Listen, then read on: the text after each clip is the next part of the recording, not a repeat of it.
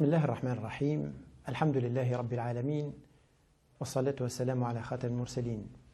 Chers téléspectateurs, Assalamu alaikum wa rahmatullahi wa barakatuh. Le prophète sallallahu alayhi wa sallam dit dans un hadith rapporté par Abu Huraira radhiyallahu anhu, parmi ses compagnons, il dit que 7 personnes seront mis à l'ombre de Dieu le jour du jugement, le jour où il n'y aura aucune ombre si ce n'est la sienne. Cet profil, cette catégorie, un chef équitable, un jeune homme qui a grandi dans l'adoration de Dieu, subhanahu wa ta'ala, un homme dont le cœur est accroché aux mosquées, 2 hommes qui se sont aimés en Dieu, ils se sont réunis en lui, ils se sont séparés en lui, un homme qu'une femme de haut rang et de grande beauté appela à elle et à qui il a dit « Je crains Dieu », un homme qui a donné une aumône si discrètement que sa main gauche n'a pas su ce que a donné sa main droite, et puis un homme qui est seul et qui, tout en étant seul ou en privé, ses yeux ont débordé de larmes à l'évocation de Dieu. Dans ce hadith-là, le prophète sallallahu alayhi wa sallam nous décrit 7 profils de personnes qui vont avoir un traitement particulier le jour du jugement, un traitement privilégié. Et à travers les 7 profils, ce sont 7 moyens, ce sont 7 qualités que chacun d'eux avait qui lui fait mériter ce traitement privilégié. Quand on regarde ces différentes qualités, ces différents profils, qu'est-ce qu'on voit? Le premier d'abord, c'est un dirigeant juste, qui a géré, qui a régné avec justice. Le prophète sallallahu alayhi wa sallam commence d'abord par celui-là avant les autres profils, parce que le bien que fait cette personne-là, c'est un bien qui ne s'arrête pas à elle, qui ne se limite pas à elle. C'est plutôt un bien dont les avantages touchent une communauté, une nation, un peuple, un pays entier. Le fait de régner, de gouverner, de diriger d'une manière juste fait régner la justice et fait profiter de cette qualité-là un nombre très important de personnes. Et donc le prophète sallallahu alayhi wa sallam nous dit que la première personne qui mérite ce traitement privilégié, c'est une personne qui, malgré le pouvoir, elle arrive à réaliser qu'elle peut avoir des débordements, des facilités de se comporter d'une manière injuste, et elle ne succombe pas à la pression du pouvoir ou à la tentation du pouvoir, et malgré ça, elle arrive à se comporter d'une manière équitable et d'une manière juste. Il ne s'agit pas ici que de gouverneurs, ça peut être quelqu'un qui dirige une petite entreprise, quelqu'un qui se charge d'un groupe, même en famille. Un jour, le prophète sallallahu alayhi wa sallam avait vu venir vers lui un compagnon qui avait voulu faire un don à l'un de ses enfants d'un champ qui lui appartenait, et le prophète sallallahu alayhi wa sallam lui a dit: est-ce que tu fais un don pareil à chacun de tes enfants? Et le compagnon lui répond: non, c'est juste celui-là à qui je vais faire ce don. Et le prophète sallallahu alayhi wa sallam lui répond: moi je ne témoigne pas d'une affaire injuste. Ne me demande pas à être témoin dans cette affaire, je ne veux pas être témoin dans une affaire injuste. Donc même au sein de la famille, le père ou la mère ou la personne en tout cas qui a la responsabilité de gérer un groupe de personnes, quel qu'il soit, le fait de se montrer juste, équitable, est une qualité que le prophète sallallahu alayhi wa sallam met à la tête des qualités qui font mériter ce privilège-là. Le deuxième profil, c'est un jeune homme, disait le prophète sallallahu alayhi wa sallam, qui a grandi dans l'adoration de Dieu. Et le fait de spécifier, de préciser qu'il s'agit d'un jeune ici, parce que quand on est jeune, on est plus tenté par courir dans tous les sens, par répondre à toutes sortes de désirs, et c'est rare, ou d'habitude en tout cas, l'âge de la jeunesse, il est plus adapté dans la vie de tous les jours à l'amusement, au loisir, plus qu'au sérieux, plus qu'à une conscience du sens de la vie, du regard de Dieu et de l'effort pour se rapprocher et aller vers Dieu. Et donc celui qui sort de ce lot et qui s'inscrit même dans une minorité, celle qui fait l'effort d'aller vers Allah subhanahu wa ta'ala, eh bien Allah subhanahu wa ta'ala leur réserve un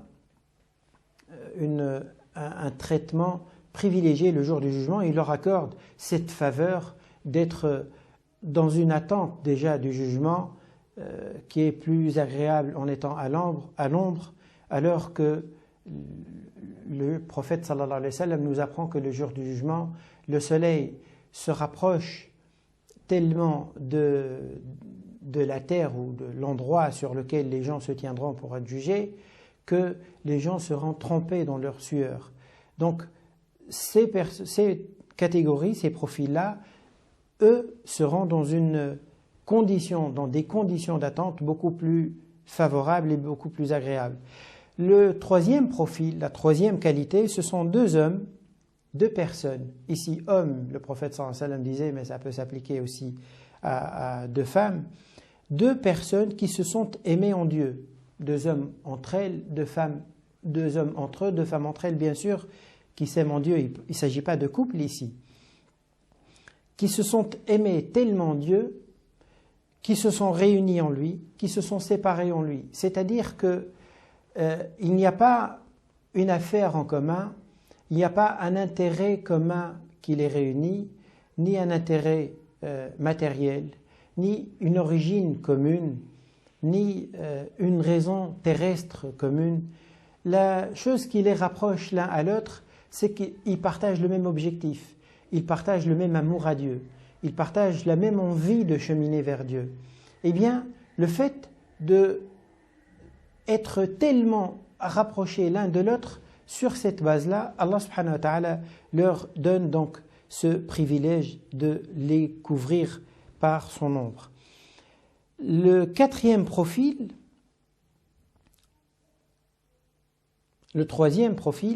c'est un homme dont le cœur est accroché à la mosquée, au lieu de prière.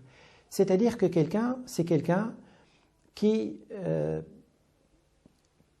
sa préoccupation première, son envie première, c'est d'être dans un endroit qui le rapproche d'Allah subhanahu wa ta'ala.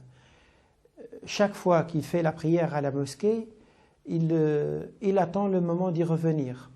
Là où il se trouve, dès que l'heure de la prière arrive, il est prêt à tout arrêter, quand les conditions lui permettent, bien sûr. Il ne s'agit pas de quelqu'un qui se trouve dans des conditions professionnelles, par exemple, où il n'a pas cette possibilité. Il a des engagements qui font qu'il ne peut pas arrêter. Mais dès qu'il est libre et il gère son temps comme il l'entend, comme il le veut, dès que l'heure de la prière arrive, dès qu'il passe à côté d'une mosquée, que l'heure de la prière est proche, eh bien, il pense à rentrer et prendre part dans cette mosquée.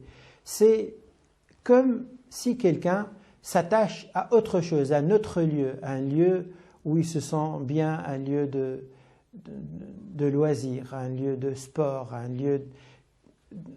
Celui qui aime un endroit, il aimerait bien ne pas le quitter. Eh bien, cet homme-là, c'est quelqu'un qui aime les mosquées et qui ne veut pas les quitter. Le quatrième profil, c'est un homme qui a été invité par une femme d'un rang social important et d'une grande beauté qui, elle l'a invité à elle. Donc ils se sont proches, c'est très facile à lui de commettre un péché en dehors du mariage. Et malgré ça, il se rappelle la présence de Dieu et le regard de Dieu, et il dit « Je crains Dieu » et il refuse cette demande. Ça nous ramène à l'esprit la grande épreuve par laquelle était passé le prophète Youssef alayhi salam, qui s'est trouvé dans une situation semblable et qui, malgré ça, malgré sa jeunesse, malgré son célibat, malgré la facilité de la tentation, eh bien il a réussi, il a pu se tenir en pensant à Dieu et il a refusé la tentation. Celui qui fait cet effort-là, eh bien là aussi Allah subhanahu wa ta'ala lui consacre un traitement privilégié et lui accorde une récompense particulière, et il le met à côté d'un chef d'État juste ou d'un gouverneur juste, parce que l'effort également qu'il a fait, c'est un effort considérable. Celui qui, face à la tentation du pouvoir, arrive à rester juste et ne pas se laisser aller à la tentation, ne fait pas un effort différent de celui également qui se trouve face à une tentation très facile et très grande, et malgré ça, il arrive à tenir et à résister. Le sixième profil à qui Allah subhanahu wa ta'ala consacre également un traitement particulier, c'est un homme qui agit dans le bien, qui est généreux, qui est attentif aux besoins des autres et qui donne dès qu'il sent qu'il y a des gens dans le besoin, mais qui, en plus de sa générosité, en plus du bien, il a le sens de il est conscient de la nécessité d'être sincère dans ses actions. C'est nécessaire de faire le bien, c'est bien de faire le bien, mais c'est encore plus important de le faire en n'attendant rien des êtres humains et en faisant sans attendre à ce qu'on reçoive même, ni des compliments, ni que les gens nous le sachent. Et donc, le profil que le prophète sallallahu alayhi wa sallam décrit ici, c'est quelqu'un qui a fait une aumône, mais qui l'a fait d'une manière tellement discrète que presque sa main gauche n'a pas vu ce que sa main droite a fait. Bien sûr, c'est une image, mais c'est pour nous dire que s'il est possible, quand vous faites un bien, de le faire de telle sorte que personne ne le voit, c'est beaucoup mieux pour vous et pour la valeur du bien et la sincérité du bien que vous le fassiez de cette manière-là. Sauf, bien sûr, si vous sentez que, en faisant un bien d'une manière publique ou d'une manière visible, de telle sorte que vous donnez l'exemple à quelqu'un d'autre ou à autrui, là, il n'y a pas de mal à le faire en public. Le fait que Allah subhanahu wa ta'ala insiste sur la sincérité, l'objectif c'est quoi? C'est qu'il veut que le moteur qui nous pousse au bien soit un moteur qui fonctionne toujours. Quand on est motivé pour le bien par le regard des autres, eh bien on ne le fait que quand on a le regard.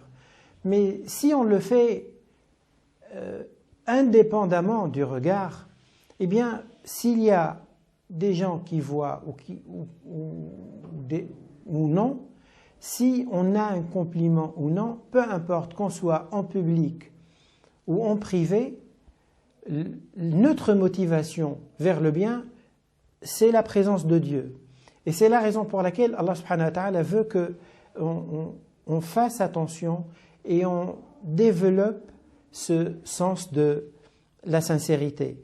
Et le dernier profil que le prophète sallallahu alayhi wa sallam évoque dans ce hadith, c'est quelqu'un qui, tout en étant seul, en train de prier, il se rappelle le regard de Dieu et il fait le bilan de sa vie et il se rappelle que il y a des moments qui nécessitent la miséricorde de Dieu et il sent le besoin de la miséricorde d'Allah subhanahu wa ta'ala, et pensant à son parcours, à sa vie, ils se font larmes. Ces larmes-là lui font mériter la miséricorde d'Allah subhanahu wa ta'ala, parce que Allah subhanahu wa ta'ala veut que le musulman soit dans sa conscience de la présence de Dieu tellement humble, tellement profond, tellement sincère, et même quand il est seul, il est capable de se remettre en question et d'espérer que Allah subhanahu wa ta'ala lui le comble par sa miséricorde. Wassalamu alaikum wa rahmatullahi wa barakatuh.